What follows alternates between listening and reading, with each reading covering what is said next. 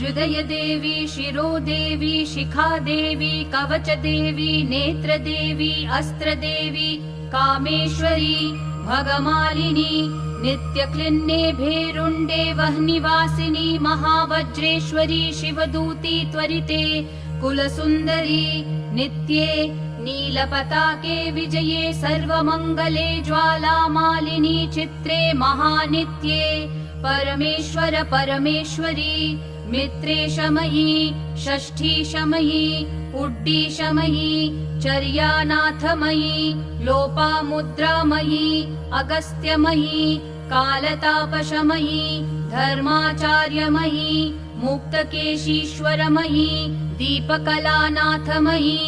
विष्णुदेवमयी, प्रभाकरदेवमयी, तेजोदेवमयी, मनोजदेवमयी, कल्याणदेवमयी।